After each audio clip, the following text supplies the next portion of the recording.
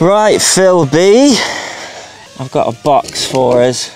I'll try and follow you, but I don't think that's going to be possible. But, oh! There's a fence there. If you had digital, it'd have costed a lot more. So anyways, I got sent this box, and I don't know much about it, but this fella here, Phil B, is that how you like to be called? What's your fubarphill. Fubarphill. Yeah, exactly, fubarphills. I got sent, I haven't even opened it yet. But fubarphill, if you go to his channel, you are very much into Express ELRS, right? Yep, very much. This is where I realised this is the box that is not Express. It is? It is. That's the exciting one. This is the exciting, so why is this exciting? Can you tell me? Because well, it's the most, I think this one's the one that a lot of people were looking forward to. These guys were in talks with the devs very early on. Yeah. Though it took them longer because they're a smaller company, I guess, I don't know, but it took them longer to put together the actual product than Happy Model, because Happy Model worked really well with the devs. But Namimno, I guess that's how you say it. So the Namimno stuff, it seems to be the most premium produced. So the certainly, I'm not sure if they do a light module, but they certainly do the full-size JR module. Oh well, I guess. And it's got a So the module's going to be in here, do you reckon? I'm guessing that they're the JR modules. Or got my trusty knife with me. Everyone has a go at me because I cut into myself. Yep. That looks like something, and that looks like something. Oh, so it looks like you've got maybe both of them. So you've got the 2.4 and the 900. 2.4 and what does it? 900 868. It'll be 950 and 868. So, from my understanding, this came from FOS guy and the R9 system, or am I completely wrong about that? R9, you can use the R9 module. You can flash the. In fact, you can flash it to the Ghost module as well. So you can actually flash Express ELRS firmware to the R9 module, as well as the Ghost system as well. Right. Obviously, one being 900 range, one 2.4. So yeah, early on in the sort of development, obviously because it is open source, it's it's just a group of devs interested in hobbyists essentially that wanted to produce a better, well, I don't know if better is the right word, but a quality, a link, low latency. So it's predominantly originally, I think, for racing, and so for low latency. Right. So they were the first guys to do a 500 hertz packet rate. Which is just lower latency, basically. Yeah, the lower the hertz. The lower the packet, well, the higher the packet rate, the lower the latency, right, essentially. Yeah. So they, early days, you'd had to build DIY modules. Yeah, show this one. So this is the one that you showed on your channel, right? Yep. So this is my DIY 2.4 gigahertz module. Yeah. So I'm team 2.4. Oh right. So why is that? So there's team 2.4 and team 900. But we've got both teams here. We have. Phil. So the only reason I said both of them is surely 868 lower frequency than 2.4. Same with Crossfire. Yep. Surely better penetration. Better range, better penetration. Yes. Why is that one bad then? Honestly, it's just my personal preference. Ah, fair. So 2.4 does, I believe, give you a slightly lower latency. Right. You don't get the range, but certainly in Europe and obviously the UK, the 900 frequency is you've got quite a narrow bandwidth, Yeah. So in getting multiple pilots up in the air at the same time, you've got more likelihood of interference and things like that. Yeah, yeah. Whereas 2.4 gigahertz, hence why it's been used for racing and things for a long time, you can get, well, you probably can't count the amount of people you can get up at the same time. So, like, is this a lot cheaper than going for, say, Ghost and going for Crossfire? Yep. Yeah. Yep. So now that these guys have sort of, well, that you've had Happy Model were the first guys to actually mass produce them. Right. Beta FPV have also done them, and then Namimno as well. So these are the production ones. So the cheapest one is the Happy Model one. I think probably the Beta FPV is a middle ground, and then the Namimno is probably the most premium one, but it does seem to be the most sort of solid JR module from what I can tell looking at it there. I think these ones are around about, for the modules themselves, I think they're around about the £45 mark. 45 quid for, is that like just for the module? That's for the JR module, yeah. The receivers I'm not too sure about. Probably about right, isn't it? For like a replacement R9 module from FS guys, but I suppose you're paying for the hardware, aren't you? Yeah, you know, yeah. The same hardware. The receivers are a lot cheaper than you would get with Crossfire or Ghost. So I mean, in the UK, Ghost and Crossfire Nano, I think it's around about £30. These bags look very TBS-like. I don't know if you've ever seen a TBS. Oh, that's an antenna. So that's another advantage of 2.4 gigahertz. Small antennas. This thing's bobbing around a bit. Sorry about that. Oh, that's a big old thing. So yeah, so that's definitely a 900 megahertz. 868, yeah, because it's big. Yeah. Don't know if so that'll be your transmitter antenna. Yeah, that'll go on the top of there.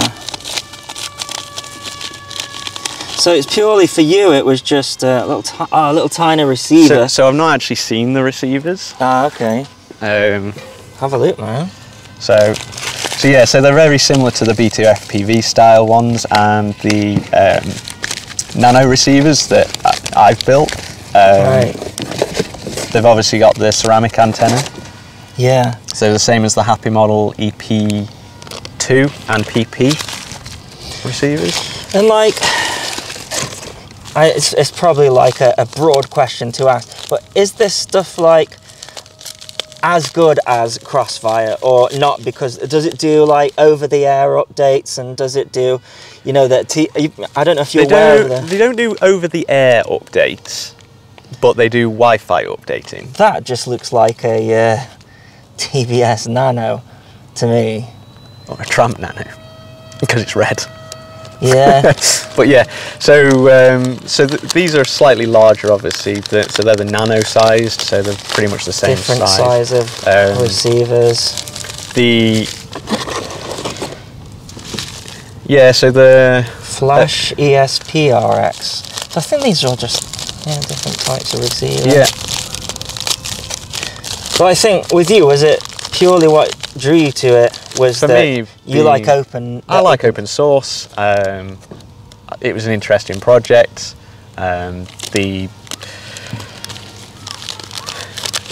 like to tinker.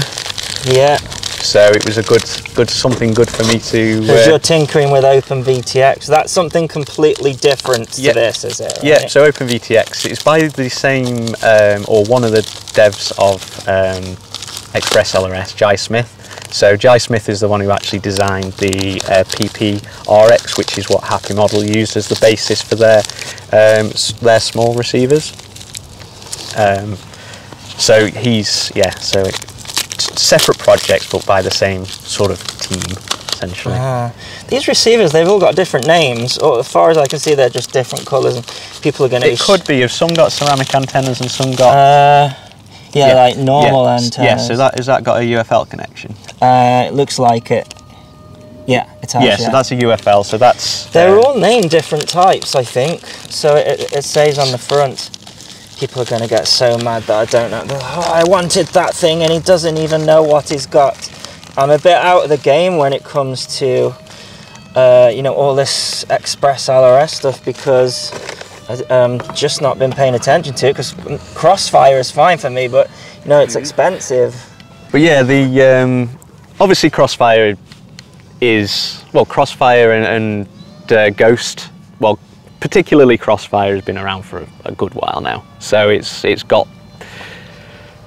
proven technology. Yeah.